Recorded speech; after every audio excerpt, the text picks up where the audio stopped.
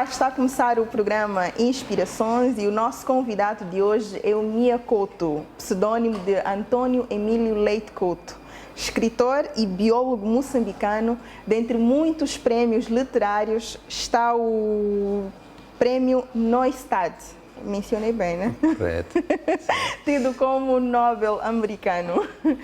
Mia, muito obrigada por ter aceito o nosso convite. Para mim é uma honra poder entrevistá-lo. De certeza que o Mia foi uma criança comum. O que é que lhe vem na memória quando se recorda da sua infância? Eu acho que eu nunca saí dela, ainda estou dentro dela, porque foi uma infância muito feliz. E quem tem infâncias assim que são felizes... Exatamente. É como se vivessem eternamente nesse tempo, que é um tempo...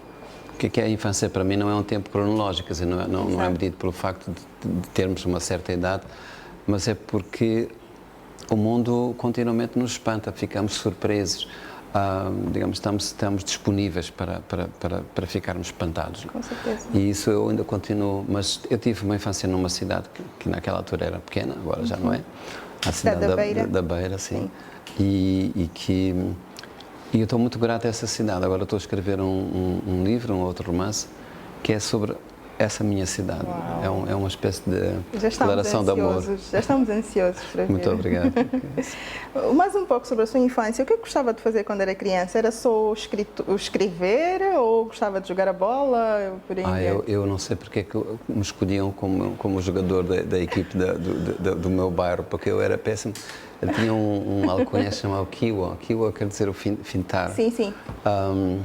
Eu fintava tudo, fintava os meus próprios colegas, fintava o árbitro, mas nunca rematei a baliza, quer dizer, nunca fiz um golo na minha vida. Então eu era não sei porque é que eles me incluíam na equipa, acho que era só por simpatia, porque se divertiam com a minha falta de jeito que eu tinha. Mas eu fui muito feliz, eu fiz muitos amigos que são para a vida, ainda hoje estão presentes e de uma maneira muito próxima. Este gosto pelas letras foi influência do seu pai, que também publicou alguns livros? Sem dúvida, sim. O meu pai fez talvez 5, 6 livros de poesia. Sim. E não é só que ele escrevia poesia, ele era um poeta na sua vida cotidiana, era um poeta da maneira como ele olhava o mundo e sem querer ele nos ensinou a olhar o mundo dessa maneira. Isto é, o que quer dizer olhar o mundo de uma maneira poética? É dar valor a coisas que à partida parecem insignificantes, parecem desvalidas, não é? Sei lá, o meu pai era capaz de, perante uma coisa qualquer grave, ele estar a olhar para o céu, a ver as garças passarem, porque para ele isso é que era mais importante, não é? Então ele ensinou-nos a dar a importância, a dar valor às coisas que não têm preço, que não podem ser medidas por dinheiro. Claro. E isso foi uma grande lição. Por que é o pseudónimo de Mia? Eu já contei tantas vezes essa história que já quase que já nem sei como é que eu vou abordar a coisa, mas aparentemente aconteceu assim, eu tinha 2, 3 anos, não me lembro, quem conta esta história eram os meus pais, já não estão vivos, mas eu vivia com gatos que estavam nós tínhamos uma grande varanda, a minha mãe alimentava os gatos, esses vadios. Sim. E eles juntavam-se a uma certa hora, já sabiam, e eu brincava com os gatos e dormia com os gatos, comia com os gatos. Eles tinham fotografias minhas mostrando que eu pensava que era um desses bichos, eu pensava que era um deles. E eu é que terei dito, dizendo, eu quero me chamar Mia. Portanto, fui eu que me batizei a mim próprio. Por causa do miau dos gatos. Sim, por causa do miau dos gatos. Agora sofro por causa disso, porque muitas vezes pensam que eu sou uma mulher, muitas vezes pensam que eu sou uma outra pessoa que não. Mas agora sou esse nome, já não posso libertar dele. Com 14 anos já tinha algumas publicações no Jornal Notícias. Sim, graças ao meu pai, graças à teimosia dele, porque ele acho que ele ficava feliz que houvesse um de nós, somos 3 irmãos, exato, que seguisse as pegadas dele. A minha mãe não estava nada feliz com isso, porque achava que um poeta em casa já era demasiado, né? E ele publicou, até sem meu consentimento. Ele publicou um dia, ele chamou-me e no jornal estava um poema meu, um poema dedicado a ele, um poema feito para ele. E eu fiquei muito zangado, mas pronto, agora acho que ele fez muito bem. Mudou-se da Beira para Maputo, a antiga Lourenço Marques, iniciou os estudos universitários em Medicina, certo? Em que contexto aconteceu a sua mudança da cidade da Beira para Maputo? Eu acabei a minha escola secundária, que chamava-se Liceu naquela altura, Sim. não é? E tinha que começar a universidade. E aqui se pode ver como é que mudou Moçambique. Só havia uma universidade em Moçambique e era muito recente, nasceu nos finais da década de 60. Então, quando eu entrei para a universidade em 72, só havia essa possibilidade. Eu só podia, Medicina. eu tinha que vir para Maputo, na altura Lourenço Marques, para frequentar o curso de medicina. Portanto, não foi uma escolha. Mas foi importante, foi como se eu tivesse sido empurrado para fora de um outro ventre, né? Eu já tinha nascido uma vez, foi um segundo nascimento, aquilo foi muito importante. Ao contrário do que se poderia esperar, escolheu as ciências e não letras. Sim, eu até agora não acho que uma coisa tenha a ver com outra, dessa maneira que pensam. Sempre me perguntam, mas como é que você é das ciências e escreve? Eu acho que as ciências entregam à literatura tanto ou mais do que as letras. Não é? 3 anos depois abandonou a medicina. Sim, ela também abandonou a mim. Abandonou, sim. E optou pela carreira de jornalista.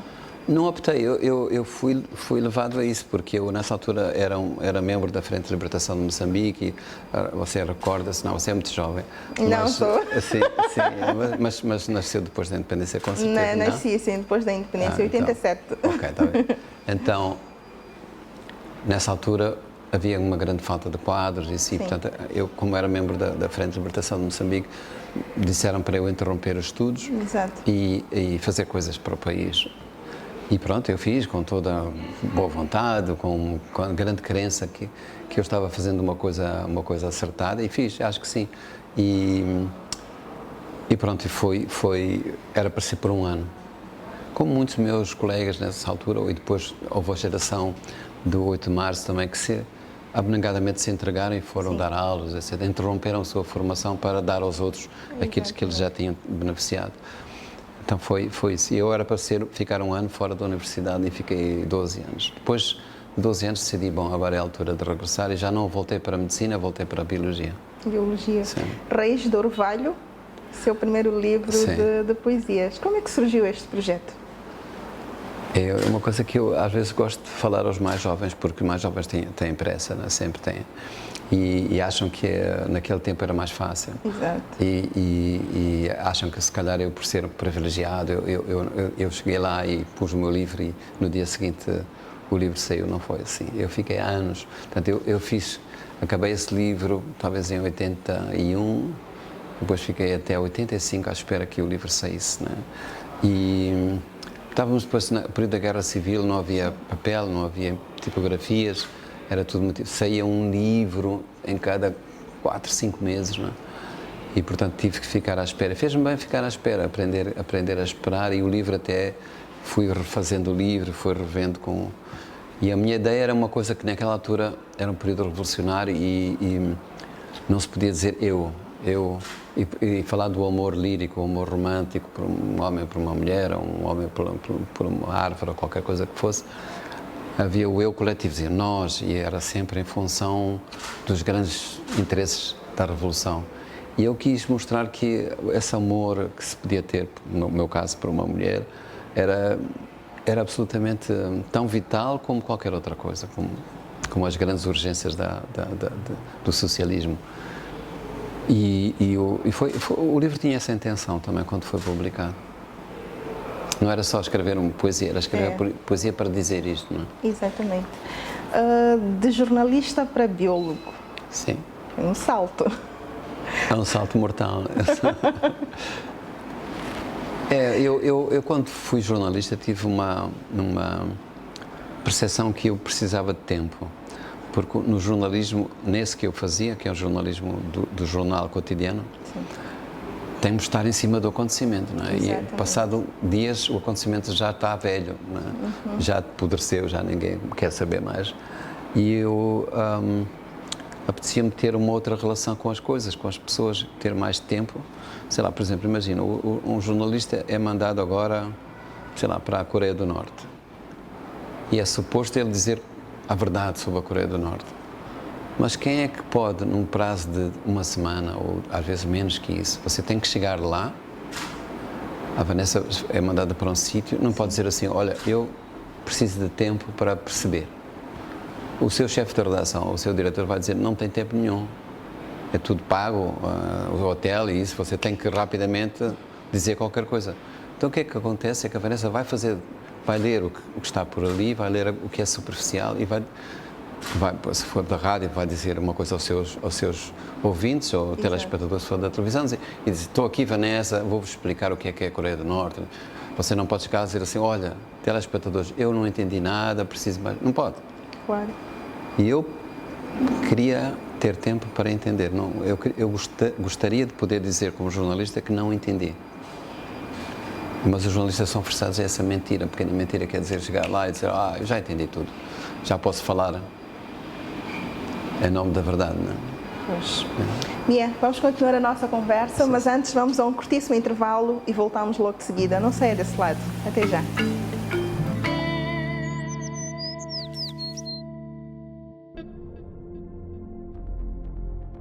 Nkaringana, Wankaringana.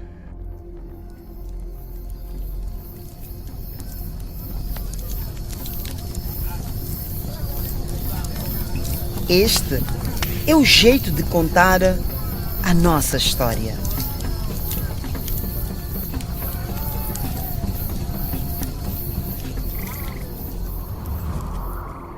Vamos conhecer Moçambique?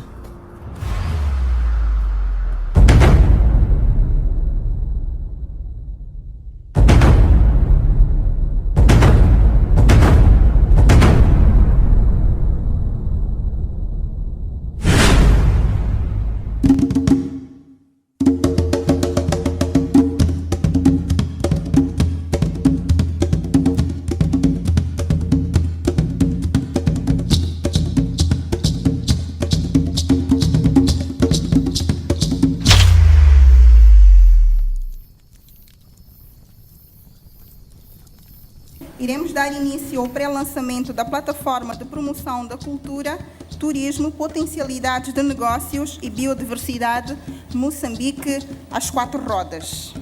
Moçambique às 4 rodas é um conjunto de ferramentas e meios tecnológicos de uma plataforma dedicada ao provimento de serviços de comunicação e de marketing que se pretende seja usada para a promoção do destino turístico Moçambique. Do Rovuma ao Maputo, do Zumba ao Índico, e vamos fazer a descoberta da cultura, da tradição, da gastronomia, atrações turísticas e potencialidades econômicas de cada província ou região. De 4x4, esperamos conduzi-los às descobertas do melhor que Moçambique tem. Sendo a FEMOTUR um interlocutor válido que agrega associações empresariais, setor de hotelaria e turismo, encorajamos, através deste ato de assinatura deste memorando, o desenvolvimento e implementação de ações de comunicação eficientes e direcionadas que contribuam para tornar Moçambique um destino turístico preferencial. É de reconhecer que o nosso setor, não obstante as adversidades geradas pela conjuntura econômica mundial, e agora com o advento desta pandemia, o coronavírus, continua a ser um dos setores que poderá contribuir a médio prazo para restabelecer a economia pela transversalidade que lhe é inerente. Vamos fazer com que as pessoas conheçam mais o país. Passaremos à assinatura de memorandos de entendimentos. Este memorando está a ser testemunhado por Sua Excelência Fredson Bacar, Vice-Ministro da Cultura e Turismo, em representação do Governo de Moçambique.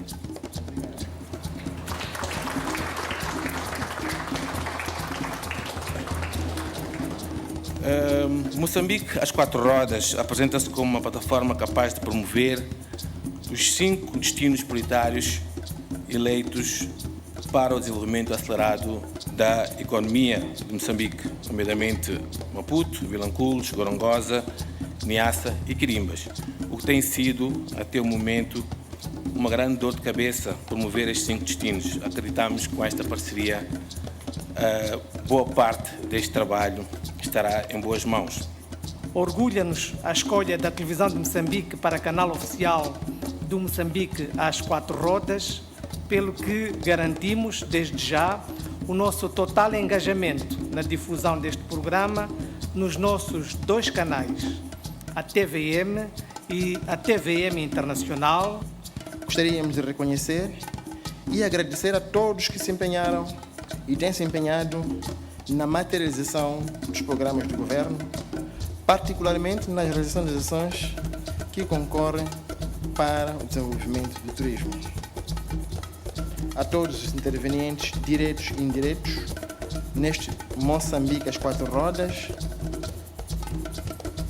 avante!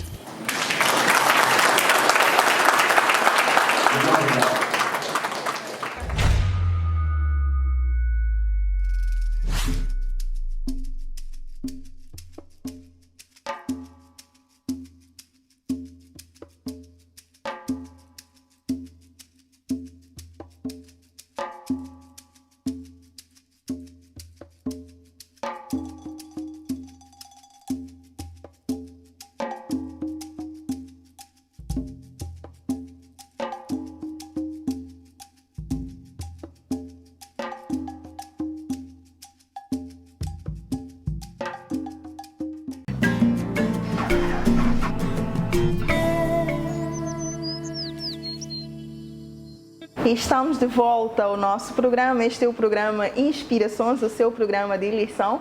E como eu havia referido no início, o nosso convidado de hoje é o Mia Couto, escritor e biólogo moçambicano. Mia, Terra Sonâmbula. Fale-nos um pouco desta grande obra, a qual eu também sou muito fã. Okay. Bom, Terra Sonâmbula foi o meu... Eu já tinha feito livros de contos, mas em termos de prosa, uma obra que eu podia chamar de romance foi o primeiro romance que eu fiz. E foi feito numa condição muito especial, porque foi feito enquanto durava a Guerra Civil. E eu tinha, nessa altura, com a presença do jornalismo, eu tinha um contacto muito próximo com essa crueldade, com essa desumanidade que a guerra provocava em todos nós, não é? E tive colegas que morreram, e tive colegas que não eram só colegas, que eram amigos, que foram mortos. Lembro-me do caso de um Pedro Tivano que foi para Inhambane e ele teimou que tinha que ir porque havia uma razão familiar forte e viajou com a família toda e toda a família foi morta, o carro foi queimado com as pessoas dentro, uma coisa horrível. Horrível. Então, acontecia que eu estava com essa gente presente na minha cabeça. Esses mortos não me abandonavam, pediam-me qualquer coisa, não? E pensei que para mim próprio era bom que eu contasse, que eu me libertasse, fizesse esse luto. E o livro tem isso, quer dizer, eu acordava de noite alvoroçado e sem conseguir dormir, ia para o computador, voltava para a cama, queria dormir, não conseguia. Foi um livro sofrido, foi o único livro sofrido que eu escrevi. Eu gosto de escrever, tenho um grande prazer em escrever. Há aqueles escritores que dizem, eu sofro muito, não, eu não sofro nada, é o contrário. Quando eu sou mais feliz é quando estou a escrever. Mas naquele livro não foi exatamente isso. Pronto, e percebi que eu estava a escrever uma história que não era exatamente sobre a guerra, mas sobre como é que este país estava à procura da sua própria identidade. E tinha que encontrar uma espécie de uma viagem entre aquela estrada, aquele menino, aquele velho que estão ali, que deambulam nessa terra que é sonâmbula, não é? Para encontrar uma coisa que nunca se pode encontrar, que é uma miragem, que é a identidade de Moçambique, não é? Pois, é realmente uma grande obra e, como eu já tinha dito, sou uma grande fã. Eu quero ler aqui só uma passagem de um pouco do que este grande homem é. Além de ser considerado um dos escritores mais importantes de Moçambique, é o escritor mais traduzido. Mia tenta recriar a língua portuguesa com uma influência moçambicana. Exemplo disso é a Terra Sonâmbula e outras grandes obras dele. Esta é uma das passagens que nós tiramos na biografia de Mia Couto, que convido todos a lerem. É realmente um exemplo de vida. Continuando a nossa conversa, em 2013 foi homenageado o Prémio Camões. É verdade. Sim. Grande responsabilidade. Não, fiquei muito feliz, claro que fiquei. O Prémio Camões é um prémio pouco conhecido fora do mundo lusófono. E foi entregue nas mãos do presidente, o antigo presidente de Portugal e do Brasil e também. Da antiga presidente do Brasil, a Dilma Rousseff, a Dilma e o Cavaco Silva, o presidente Cavaco exato. Silva. Muita honra. Sim, foi uma coincidência. Eles estavam os dois em Lisboa, na altura que eu ia receber, e portanto recebi o prémio da mão de dois presidentes. E aqui depois fizeram uma homenagem muito bonita também, aqui o Ministério da Cultura, foi muito bonito. Acho que poucos prémios deram assim esse tipo de satisfação, sem dúvida. Exato. Mia sente que é mais reconhecido fora de Moçambique? Não. Não? Eu acho que aqui sou mais reconhecido. Eu, provavelmente não por os livros, mas por coisas que eu falo na televisão, na rádio, coisas que reproduzem na internet, nos Facebooks, no WhatsApps, e isso. Sou muito reconhecido, sou muito acarinhado. Eu acho que às vezes vejo que são pessoas muito simples, varredor da rua, que me querem abraçar e que me querem dizer coisas. E é uma coisa muito bonita, porque eu não gosto de ter fãs, não procuro isso. Não. Gosto de ter amigos, mas não é tanto fãs. Mas a verdade é que as pessoas às vezes abordam para tirar fotografias, para fazer um autógrafo, mas também me abordam para contar histórias. Isso é bonito. Eu acho que isso é um alimento muito importante, que as pessoas param-me na rua e dizem, olha, tenho uma história para lhe contar. Nas redes sociais tem surgido muito aquela imagem do Mia com umas frases de motivação. Sim. Mia tem conhecimento de... Não sei isso. Não mas sei. utilizam muito e nós vamos partilhando. Sim. Bom, se o Mia disse, é porque realmente... Às vezes nem é verdade, sabe? Já me alertaram para textos imaginei que circulam. Mais tarde. É um perigo, e eu percebi como é que a internet tem uma força terrível, porque naquilo que tem de bom e naquilo que pode ter de mau, não é? Exato. Mia, quem é a sua referência a nível nacional e internacional, em termos literários? Em termos literários? Bom, literária? As minhas referências são quase sempre ligadas à poesia. Eu acho que Cravarinha foi importantíssimo para mim, para perceber como é que a partir da língua portuguesa se podia capturar o espírito da moçambicanidade. Rui Knopfler já me tinha alertado para uma coisa que era este sentimento do lugar, que ele tem muito forte, e como é que na poesia se pode dizer que este lugar é um lugar que tem uma alma própria, não é? Mas a nível nacional, eu acho que são as minhas mais importantes e mais antigas referências. Exato. A nível internacional é difícil dizer, porque eu também estou muito marcado pela poesia, a poesia do Brasil, a poesia de Portugal da Sofia Melo Brainer e do Fernando Pessoa, e no Brasil João Cabral Melinete é o meu grande mestre, e o Drummond de Andrade, portanto são várias, são várias. Meus mestres. Neste momento, Mia, o que é que faz exatamente? Além de escrever, não é? Os livros, tem trabalhado por questões ambientais também? Sim, sim. Eu faço parte de uma empresa, não vou dizer o nome aqui, mas não faz mal, é impacto. Não, impacto, sim. E que faz, como o nome diz, faz estudos de impacto ambiental. Esta empresa tem mais de 20 anos e agrada-me muito saber que é uma empresa moçambicana pequena, mas que se alicerçou, que tem prestígio e, sobretudo, que tem feito esse serviço, que é um serviço importante. Moçambique, nesse aspecto, deve ter orgulho, porque desde há muitos anos que todos os projetos, para serem aprovados em Moçambique, têm que ter uma licença ambiental. Portanto, Moçambique está do lado da modernidade já há muito tempo. Exatamente. Não é? E essa preocupação pelo ambiente, nesse domínio concreto, há muitos outros domínios que não existem, mas nesse domínio concreto está formalizada, é seguida por lei e se transformou quase numa cultura. Exatamente. Fale-nos um pouco do projeto da Fundação. Esta fundação onde estamos agora. Exatamente. Pronto, então, isto tem a ver com o meu pai, com o próprio muito nome disse. Muito linda, por sinal. É bonito, parabéns, muito aconchegante. Nós tivemos ao mesmo tempo sorte, mas tivemos uma felicidade muito grande, porque isto era uma casa e, portanto, logo já era um limite ter uma casa. Embora a nossa fundação seja pequena, não tem grandes ambições, é uma fundação familiar, são os 3 irmãos. Nós constituímos esta fundação depois do meu pai morrer. O meu pai, quando morreu, nós sabíamos que ele trabalhava muito com jovens escritores, apoiava na escrita, apoiava também na publicação, porque ele também fazia edição de livros. E pensávamos que o trabalho dele era importante, mas nunca tivemos a dimensão desse papel que ele teve. Depois da morte recebemos muitas mensagens, mas muitas, centenas de mensagens de vários jovens, desde o norte até o sul do país, e pensamos, não, este trabalho tem que continuar. Exatamente. Era uma maneira do nosso pai também continuar vivo dentro claro. de nós. Eternizar o trabalho do seu pai. E, sim, fazendo aquilo que ele já fazia. Então, tudo isto que se vê aqui são os livros dele, digamos, a voz dele que está aqui presente, para nós é muito importante, o espírito que ele tinha na sua maneira de viver. A minha mãe também, porque a minha mãe era uma contadora de histórias, a minha mãe era uma pessoa muito disponível, muito cheia de vida. Minha mãe, eu lembro quando nós saímos de casa para ir até o outro lado da rua, demorávamos 10 minutos, porque a minha mãe cumprimentava beijando todas as pessoas que ela conhecia e não conhecia, os guardas, os polícias, tudo. Ela tratava como se fosse filho dela, ela era a mãe do mundo. Então essa escola dos meus pais, tanto o meu pai como esta fundação tem o nome do meu pai, mas está dentro disso o nome da minha mãe também. Com certeza. Então fazemos aqui, portanto, começou por ser ligada principalmente à literatura, por causa do meu pai. Sim. Fazíamos oficinas de escrita, publicamos livros, fazemos um concurso literário com o nome dele, trazemos aqui jovens para conversarem com os mais velhos, mas fazemos agora isso em todos os domínios, da música, do teatro, da fotografia, da pintura, assim, de tudo aquilo que possa ser arte.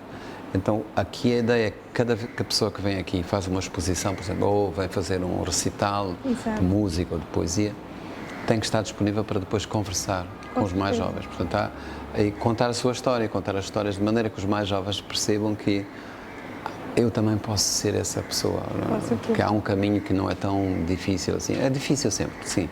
Não fazemos o apelo para a facilidade, mas que haja um percurso que é preciso ter.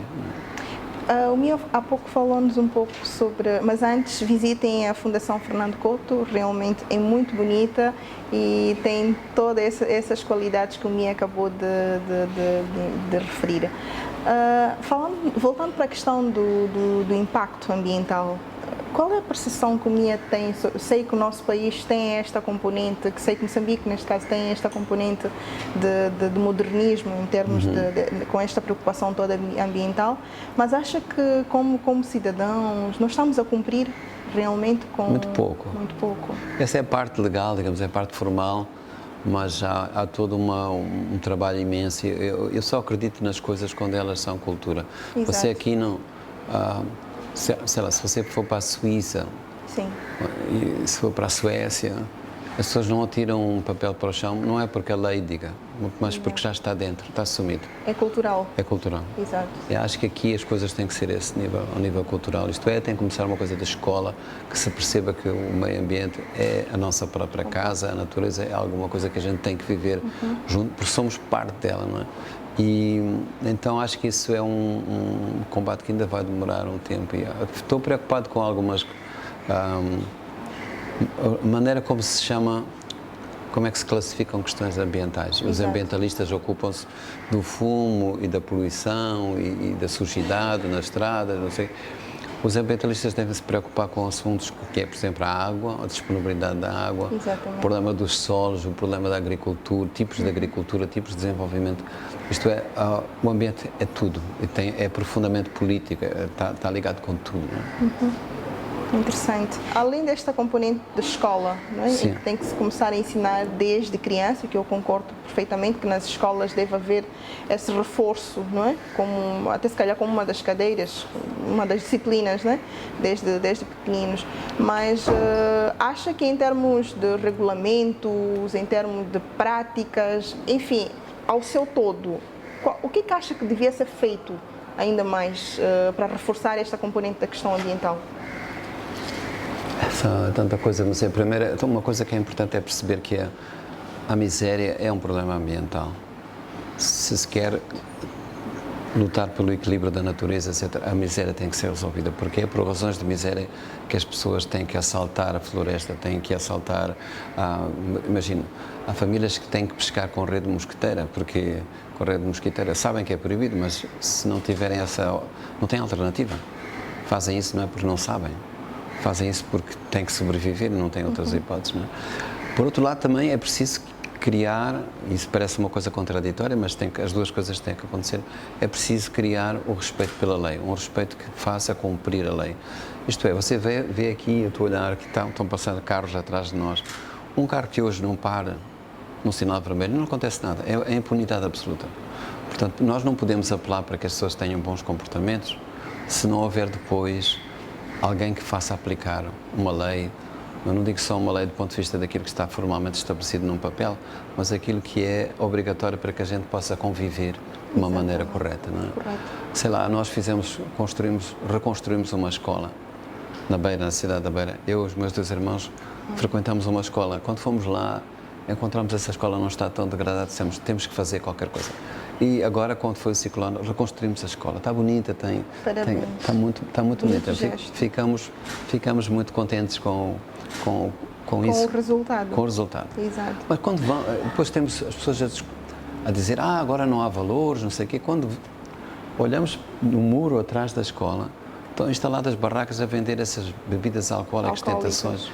A pergunta é, quem é que autoriza isto? Eu acho que esta é a grande pergunta em Moçambique. Quem é que autoriza que certas coisas sejam feitas, não é?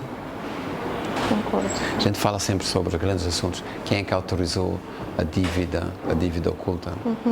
Mas quem é que autoriza essas pequenas coisas? Essas coisas pequenas são autorizadas por gente que está à nossa volta, não é? Estamos sempre à procura do grande culpado, que tem a ver com o escândalo, mas nós fazemos coisas que não podemos fazer. Okay? E esta questão das barracas realmente é preocupante. Tem a questão da higiene. Eu vejo mesmo aqui, se formos a circular aqui da Costa do Sol, é preocupante num domingo de calor.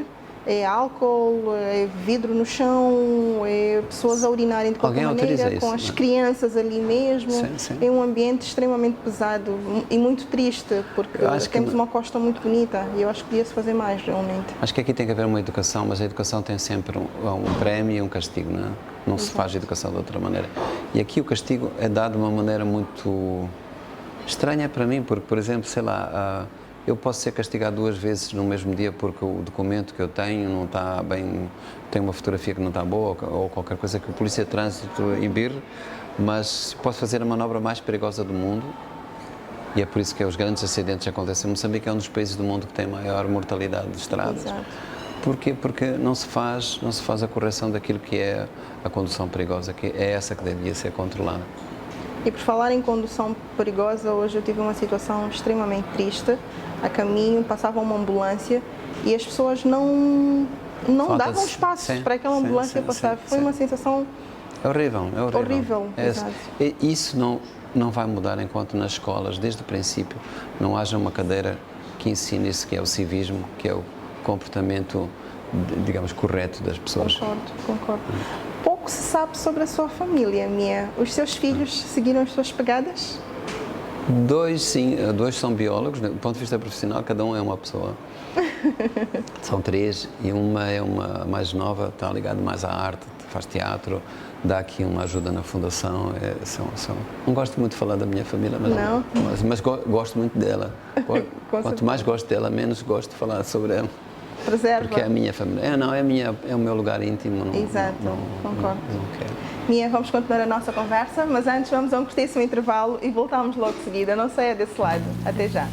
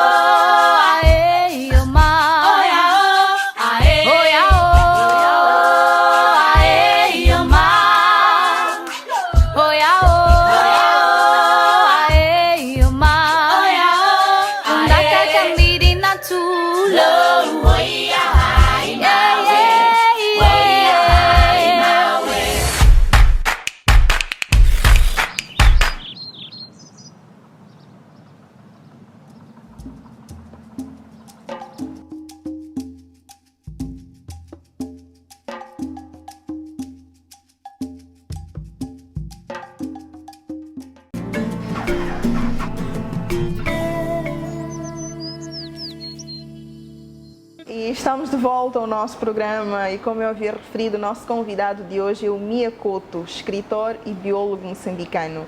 Mia, continuando a nossa conversa, estávamos a falar sobre a sua família e explicou-nos que gosta muito de preservá-la e acho até bem, mas que valores tenta transmitir aos seus filhos? Eu acho que o próprio, eu percebi pelo meu pai e minha mãe também, mas o que eles nos transmitiram não foi dessa maneira formal, que eles tinham um programa qualquer, dizer assim, vamos ensiná-los a serem bons. Exato. Essa é a primeira grande questão, ensinar uma pessoa a ser boa.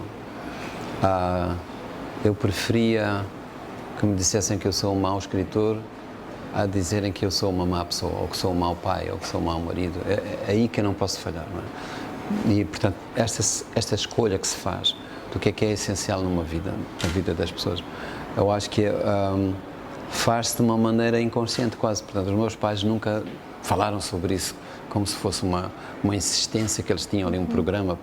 Fizeram assim porque nós víamos o que é que eles faziam, o que é que eles falavam, o que é que era importante para eles, não é? Percebemos isso. Acho que estou muito feliz porque os meus filhos estão atentos ao mundo, estão atentos às outras pessoas, estão atentos ao sofrimento dos outros.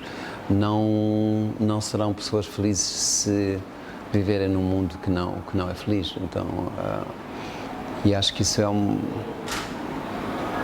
vitória maior que eu tive com a Patrícia, que é a minha mulher, não é? Que tivemos ambos em conseguir que eles realmente tivessem esse lugar, esse olhar perante o mundo.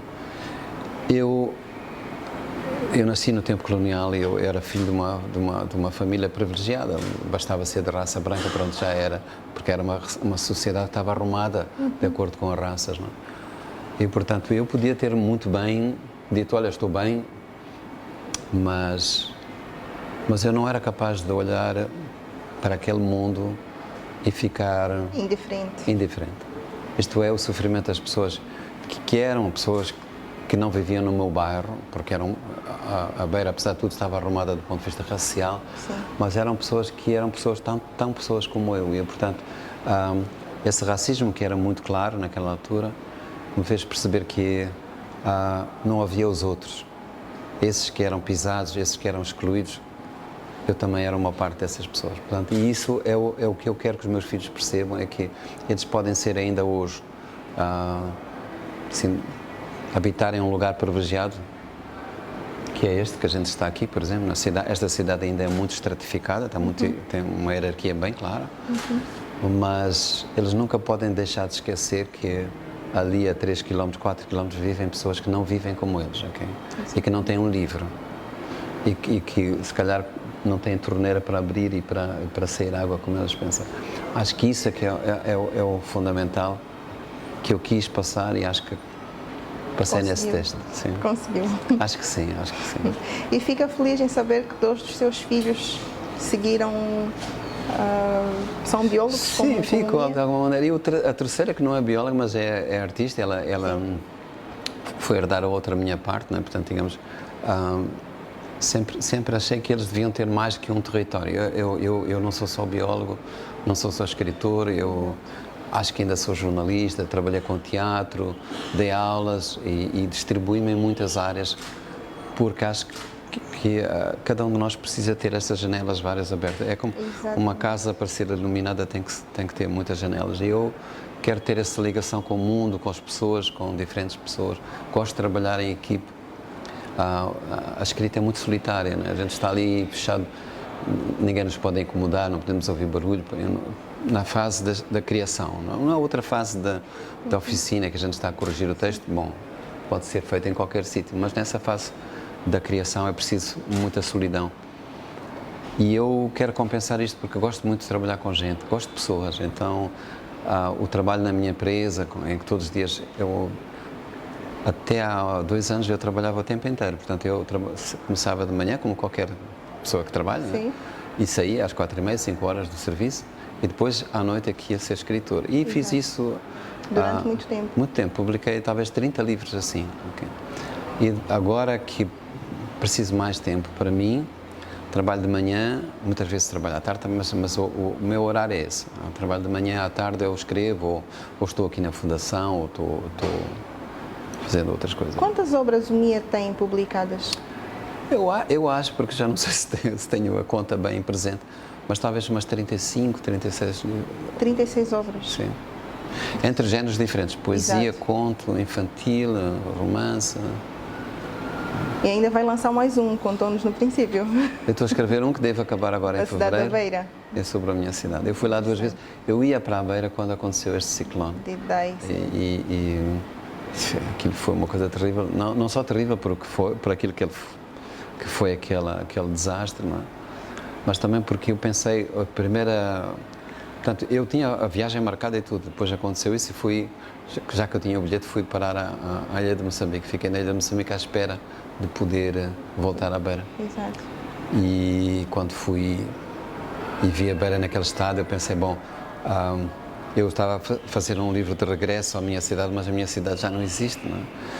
Mas felizmente não era tão grave como eu pensava. No princípio, o primeiro relatório era trágico, não é?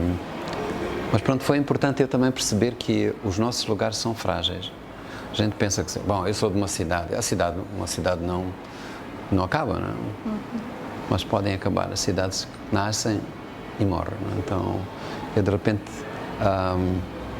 não ter esse lugar da minha infância, o lugar onde eu fui feliz, onde eu aprendi a ser pessoa. Aquela cidade era uma mãe para mim, trouxe-me ao colo e contou-me histórias, eu aprendi a ser quem sou e aprendi a superar as minhas fronteiras, porque era uma infância que era muito, como eu já falei, eu era do bairro dos brancos, eu tinha aquela cultura que vinha dos portugueses e aquilo tudo me fechava, não é? Mas a cidade tinha uma coisa muito mágica, porque permitia dar a volta a isso, não é? Porque a Beira, ao contrário de Maputo, por exemplo, a Beira é um pouco caótica, porque nasceu num pântano. Sim, sim. E é preciso secar. Está embaixo do lençol. O lençol d'água. O lençol d'água está ali presente, então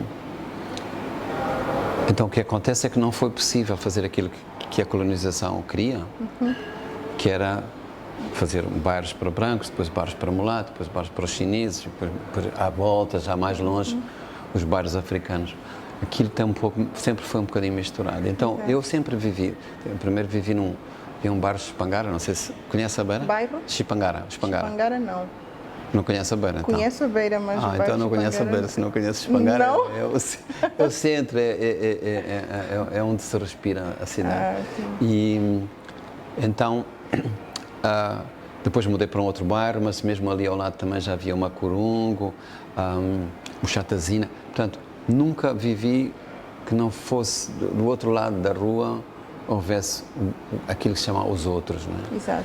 E portanto eu brinquei com meninos que falavam xicena ou falavam sindau e a minha equipe de futebol, eu era o único branco. E isso fez-me muito bem, sabe? Essa equipe de futebol que era só por simpatia, que o Mia estava. Eles eram muito generosos para mim, porque eu era tão mau a jogar futebol que não sei porque que eles me convidavam. Ainda hoje porque a mim fazia-me a aflição estar a chutar para a baliza e meter um golo e o guarda-redes ficar humilhado. Era quase mas era por falta de jeito. Eu estou a dizer e tentar arranjar uma justificação, mas não é. Eu não... Mas desculpa, eu cortei o fio de pensamento, estava a falar dos bairros da cidade da Beira. Eu até arranjei eu não era um futebolista, eu era um fintabulista, porque eu só fintava. Então era o nome que eu dei para mim próprio. Então, mas a Beira era assim, tinha uma certa desarrumação que me ajudou a perceber que eu era feito de várias vozes. Exato. E para mim passou a ser tão importante as histórias que eu ouvia em casa como as histórias que eu ouvia fora de casa, esse outro universo em que se falava dos Chico Embos e se falava daquilo que não era visível para mim. Aprendi a ter essa outra percepção. Interessante. Mia, qual é o seu sonho de vida? O sonho de vida? O seu maior sonho pessoal? Não sei, o meu maior sonho pessoal. Eu todos os dias mudo. Hoje, qual é o meu maior sonho de vida hoje? Sim, hoje, por favor. Não sei, hoje, por exemplo, agora quando eu estou a terminar um livro, eu acho sempre que eu sou muito pessimista. Sou uma pessoa com esperança, mas pessimista ao mesmo tempo. Sou um pessimista com esperança. E penso sempre que a minha vida vai terminar, vai acontecer qualquer coisa e eu não acabo o livro. Então, eu no fim já tenho quase pressa. Então, eu estou a pensar quando é que eu volto. É como quem tem uma grande paixão, uma namorada escondida e está sempre a pensar quando é que foge para ir ter com ela.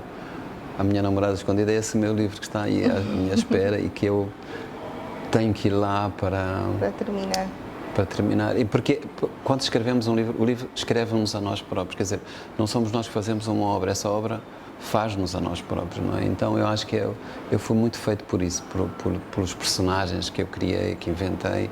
Eles também me ajudaram a construir a mim próprio, não é? E o seu sonho para Moçambique? Eu já tive... Eu quando me juntei à Frente de Libertação de Moçambique, era verdade, para mim todo aquele discurso inicial era muito verdadeiro. Era fazer uma sociedade que fosse justa, que fosse, digamos, que fosse construída a favor dos interesses dos mais pobres, mais desfavorecidos, que fosse contra o racismo, que não tivesse fronteiras sociais, raciais. E como pode imaginar, isto já aconteceu há 40 anos, eu já tenho idade. Não é que eu sou um ressentido, não sou amargo, não. Acho que muita coisa mudou. Muita coisa mudou. Eu acho que os jovens moçambicanos, como a Vanessa, talvez não tenham a percepção de quanto mudou. Não temos mesmo. Não tem. Não temos. Só para dizer uma coisa, aqui, eu estou a olhar para a Linda ali, mas a Linda também é jovem, mas na minha cidade, eu vim para aqui, para Maputo, agora ainda nem sequer era Maputo, eu vim para aqui em 72, mas na minha cidade, encontrar pessoas negras que tivessem calçadas, que tivessem sapatos, já era uma coisa rara. Havia lugares, havia passeios onde os negros não podiam passar. Na cidade da Beira? Na cidade da Beira, e não era só a cidade da Beira. Em todo Moçambique? Um autocarro, nos machibombos, não estava escrito, como no apartheid da África do Sul, mas sabia-se que no banco de trás, onde se sentavam os negros. E começou a nascer nessa geração que eu pertenço um questionamento. Nós mesmo sendo dos brancos, não é? Perguntávamos porque é que era assim, dava-nos vontade de sentar, lá atrás, desobedecer lá atrás. Assim, este banco também é meu, ok? Enfim, isso só pode medir quem viveu, não é?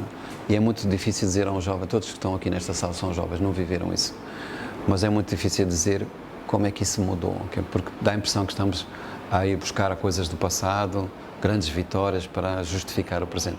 Falta tanto ainda para fazer, não é? E ainda há tanta coisa que...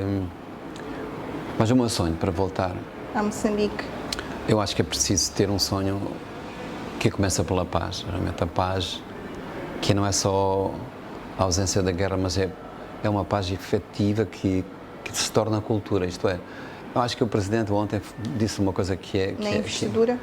No almoço, no banquete. No almoço. Já disse na investidura, mas o discurso do almoço, do banquete, ele vai mais longe, sobre esta coisa de que ser-se de um partido maioritário não confere nenhuma autoridade especial. Com certeza. Não confere o poder da verdade. Exatamente. Eu, por ser de uma maioria, eu tenho que saber que muitas vezes a razão está do lado da minoria. Exatamente. A razão está do lado da oposição. É preciso perceber isso. Também a oposição é preciso que eu ficaria feliz se houvesse uma governação política em Moçambique.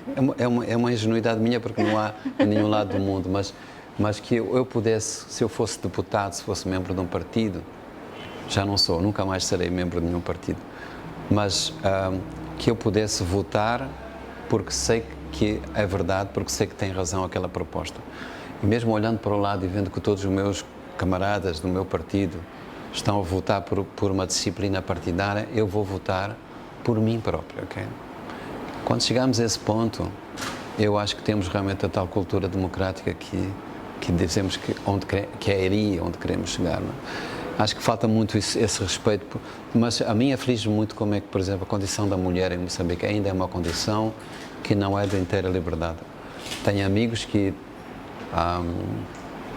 vivem coisas, amigas que vivem coisas concretas, não são violentadas propriamente, mas podiam ser, porque há uma grande violência contra a mulher, uma violência que é escondida, que é oculta.